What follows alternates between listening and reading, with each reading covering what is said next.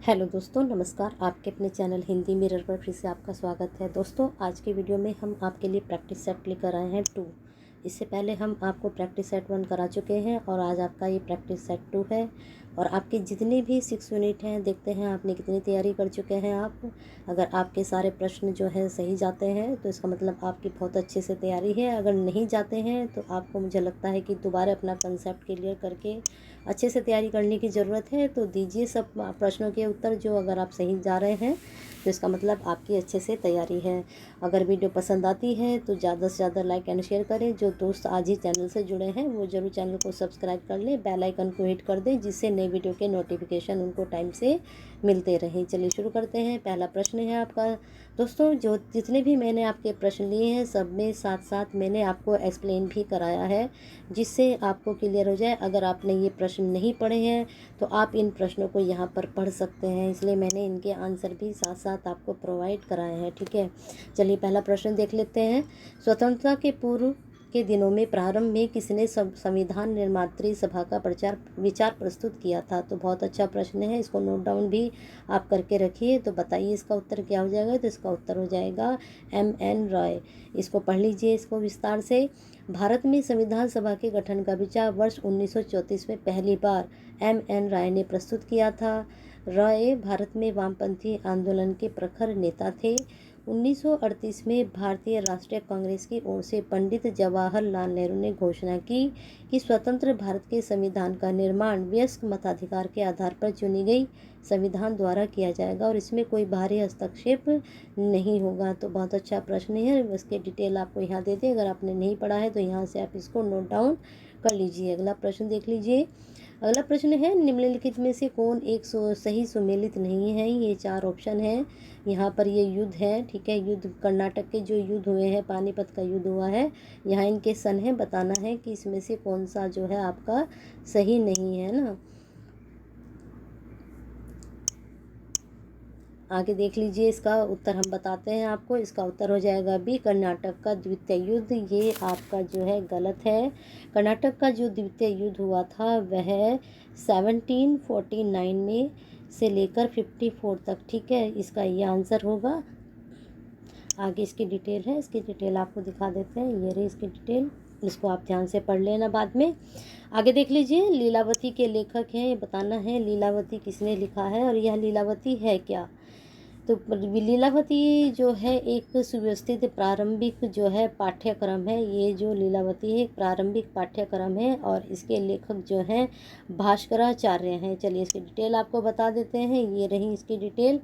भास्कराचार्य द्वारा रचित लीलावती एक सुव्यवस्थित प्रारंभिक पाठ्यक्रम है। आचार्य ने ज्योतिष शास्त्र के प्रतिनिधि ग्रंथ सिद्धांत शिरोमणि की रचना शक 1071 में की थी। लीलावती संस्कृत में रचित गणित और खगोल शास्त्र का एक प्राचीन ग्रंथ है। साथ ही यह सिद्धांत शिरोमणि का एक अंग भी है। यह पुस्तक उन्होंने अपनी पुत्री लीलावती के नाम से लिखी थी। तो दोस्तों, इसमें कौन सा पॉइंट आपके लिए बहुत ही महत्वपूर्ण है? इसके महत्वपूर्ण जो पॉइंट बनेगा आपका, लीलावती संस्कृत में रचित गणित और खगोल शास्त्र का एक प्राचीन ग्रंथ है। इसको जरूर आप नोट डाउन करें, उसके लेखक का नाम और रचयिता का नाम। चलिए अगले प्रश्न पे चलते हैं। वाराणसी को निम्नलिखित में से किसने अपनी द्वितीय राजधानी बनाया था? देख लीजिए किसने इसको द्वितीय राजधानी बनाया था। तो आपकी जानकारी के लिए बता दें, जो अजातशत्रु थे उन्होंने वाराणसी को अपनी द्वितीय राजधानी बनाया था, ठीक है। बिम्बिसार के पुत्र जो थे, ये अजातशत्रु जो थे बिम्बिसार के पुत्र थे। इन्होंने मगध की राजधानी अपने पिता की हत्या करके प्राप्त की थी। जो मगध की राजधानी थी वो इन्होंने अपने पिता की हत्या करके प्राप्त की थी और द्वितीय राजधानी इन्होंने वाराणसी को बनाया। चलिए इसकी डिटेल चेक कर लेते हैं हम। डिटेल में देख लीजिए। बिम्बिसार के पुत्र अजातशत्रु ने मगध की राजधानी अपने पिता की हत्या करके प्राप्त की थी और अपनी द्वितीय राजधानी वाराणसी को बनाया था। अपने पिता के समान ही उसने भी साम्राज्य विस्तार की नीति को अपनाया और साम्राज्य की सीमा को चरमोत्कर्ष तक पहुँचाया, यानी कि बहुत आगे तक उसने उसको पहुँचाया। चलिए आगे देख लीजिए। अगला प्रश्न, यहाँ पर इसकी पूरी डिटेल है, इसको आप बाद में आराम से पढ़ लेना। अगला प्रश्न देख लीजिए, एका आंदोलन का प्रारंभ किया गया था। दोस्तों जितने भी मैंने आपको कॉन्सेप्ट क्लियर करके वीडियो कराई हैं वहाँ से भी यहाँ प्रश्न बन रहे हैं। मैं बार बार कहती हूँ कि प्रैक्टिस सेट जितने भी होंगे वहाँ से भी आपके प्रश्न बनेंगे, तो आप जो कंसेप्ट मैंने क्लियर किए हैं आपकी यूनिट्स के, उनको भी जाकर ज़रूर देखिए, और उनमें भी मैंने MCQ कराए हैं। देख लीजिए प्रश्न, एक आंदोलन का प्रारंभ किया गया था, बताइए किसके लिए किया गया था। तो आपकी जानकारी के लिए बता दें, उत्तर प्रदेश के हरदोई, बाराबंकी व अन्य स्थानों के किसानों के द्वारा।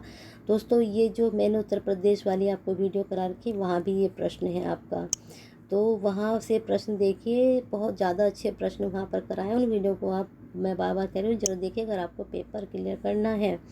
यहाँ पर इसकी डिटेल है, उत्तर प्रदेश के हरदोई, बाराबंकी, बहराइच, सीतापुर जिले में लगान में वृद्धि और पुलिस के रूप में लगान वसूली को लेकर अवध के किसानों के द्वारा किया गया आंदोलन एक आंदोलन के नाम से जाना जाता है। अगला प्रश्न देख लीजिए, भारत के राज्यों में प्रस्तावित आणविक शक्ति केंद्रों से संबंधित निम्नलिखित युगों में से कौन सही सुमेलित नहीं है, ये बताना है। भारत के प्रस्तावित आणविक शक्ति केंद्रों से, तो बताइए 6 का आपका उत्तर क्या हो जाएगा। इसमें से 4 आपके ऑप्शन है, चारों में आपका कौन सा सही है, सुमेलित नहीं है बताना है। लेकिन हमारा तो ऑप्शन सही जाना चाहिए ना, यहाँ तो ये नहीं पूछ रहा है, 3 इसमें से हैं लेकिन एक नहीं है, लेकिन हमारा ऑप्शन कौन सा सही है ये बताना है हमने।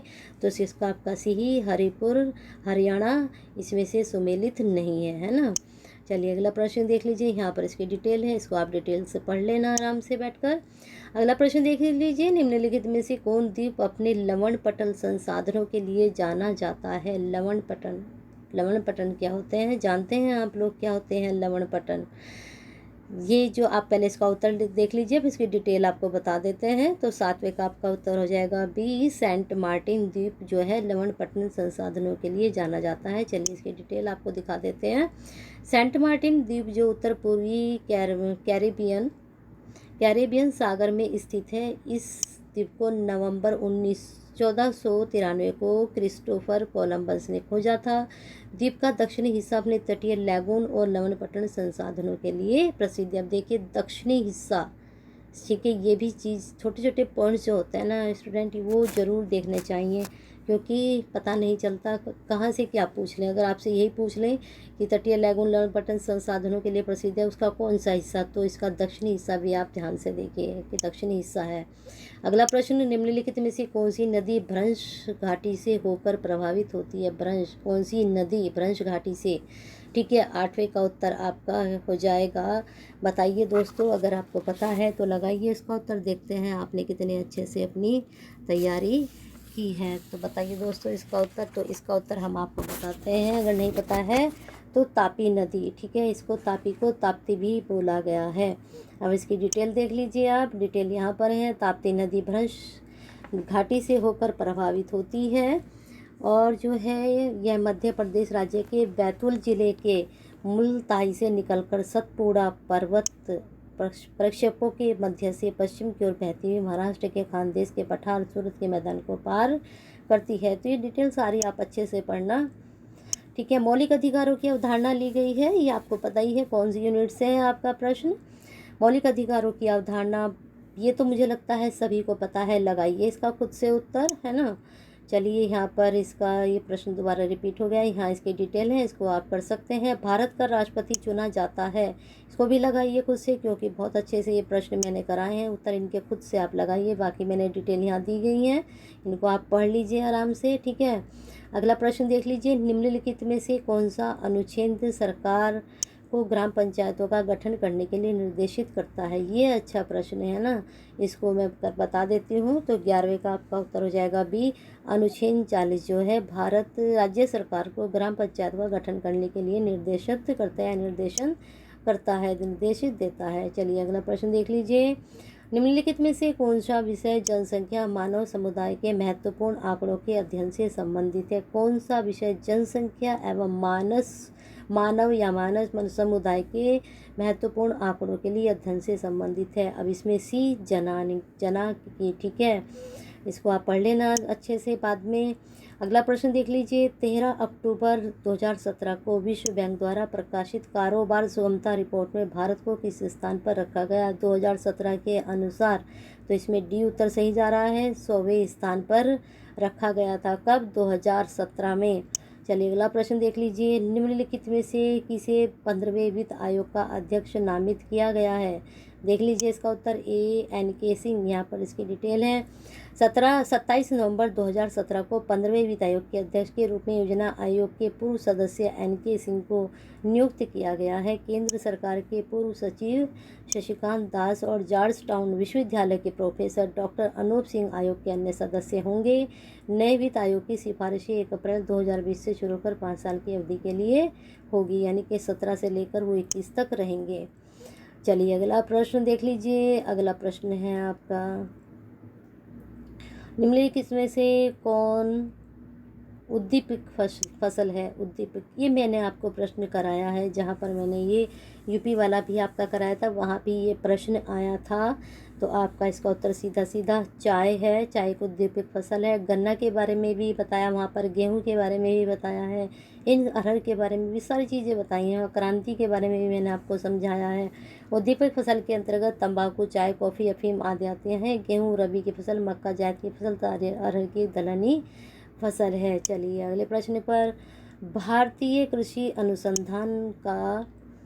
अनुसंस्थान का बकरियों पर शोध का केंद्रीय संस्थान स्थित है। ठीक है, बकरियों पर जो शोध होता है वह भारतीय कृषि अनुसंधान संस्थान का केंद्रीय संस्थान कहाँ है? तो 16 का आपका हो जाएगा बी, मखदूम में, मखदूम मथुरा में। ठीक है, मखदूम के बारे में प्रश्न पहले भी बन चुके हैं, वहाँ पर आप पुरानी जो वीडियो हैं उनमें आप जाकर देख सकते हैं मखदूम के बारे में। यहाँ पर प्रश्न का उत्तर डिटेल में देख लीजिए। भारतीय कृषि अनुसंधान संस्थान का बकरियों पर शोध का केंद्रीय संस्थान उत्तर प्रदेश के मथुरा जिले में मखदूम गांव में स्थित है। केंद्रीय भेड़ व्याउन अनुसंधान संस्थान अधिकनगर राजस्थान में तथा केंद्रीय भैंस अनुसंधान हिसार हरियाणा में है। देखिए आपको एक ही प्रश्न के साथ कितनी सारी डिटेल मिल गई है। किसान दिवस मनाया जाता है, बताइए किसान दिवस कब मनाया जाता है? इसका उत्तर खुद से लगाइए, यहाँ इसकी डिटेल है, सो पढ़ सकते हैं। अगला प्रश्न है, भारतवर्ष में प्रथम कृषि विज्ञान केंद्र की स्थापना की गई थी। ये भी अच्छा प्रश्न है आपका, इसको आ सकता है आपका प्रश्न ये। तो 18वें का आपका उत्तर हो जाएगा सी, 1974 में प्रथम कृषि विज्ञान केंद्र की स्थापना की गई थी। चलिए आगे देख लीजिए, इसकी डिटेल यहाँ पर आप इसको पढ़ सकते हैं आराम से, फिर इसको पॉज करके नोट डाउन कर लीजिए, स्क्रीनशॉट ले लीजिए, पढ़ते रहिए आराम से। निम्नलिखित में से कौन सी महिला भारतीय महिला हॉकी टीम की कप्तान थी जब टीम ने नवंबर 2017 में एशिया कप जीता था? बहुत अच्छा प्रश्न है, पूछा जा सकता है। तो 19 का आपका उत्तर क्या बताएंगे हम? रानी रामपाल। चलिए आगे चलते हैं, यहाँ पर डिटेल है, पढ़ लीजिए इसको, है ना। चलिए आगे कूट वाला आपका प्रश्न है 20वां। पहले प्रश्न पढ़ेंगे हम।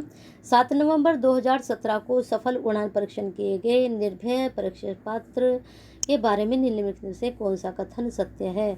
तो ये काफ़ी सारे कथन हैं, यहाँ पर 4 कथन हैं, चारों में से कौन से कथन सत्य है? पहले हम इसका आंसर ही देख लेते हैं कि चारों कथनों में से कौन सा कथन सत्य है। तो आपके लिए बता दें कि इसमें जो है बी 1, 2, 3, ठीक है, ये वाला सही है। तो यह 1000 किलोमीटर की मार्ग सीमा तक नाभिकीय मुखास्त्र को पहुंचा सकता है, ये सही है। फिर आपका यह जमीनी आक्रमण वाला क्रूज परीक्षा पात्र है, ये भी सही है। फिर आपका तीसरा यह पाकिस्तान के बाबर परीक्षा पात्र का प्रभावी प्रत्युत्तर यानी कि जवाब है, प्रत्युत्तर मतलब जवाब है। चौथा इसका सही नहीं है, ये तीनों इसके सही हैं। चलिए आगे चलते हैं।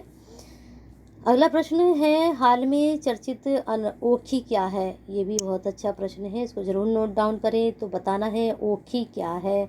तो ओखी जो है एक चक्रवाती तूफान जो नवंबर 2017 में भारत के तट से टकराया था, ठीक है, वह है। चलिए आगे चलते हैं। अगला प्रश्न, यहाँ पर इसकी डिटेल है, इसको आप पढ़ लेना। उत्तर प्रदेश के कुल शहरी स्थानीय निकायों की संख्या जिनके लिए उत्तर प्रदेश में नवंबर 2017 में चुनाव संपन्न हुए थे, लगाइए इसका प्रश्न का उत्तर खुद से, ठीक है। ये मैं आपको उत्तर प्रदेश के बारे में कम से कम 3-4 वीडियो आपको मैंने कराई हैं, वहाँ आपको सारी डिटेल मिलेगी कंसेप्ट के साथ साथ, ठीक है। कंसेप्ट क्लियर करने के साथ साथ क्वेश्चंस भी मिलेंगे।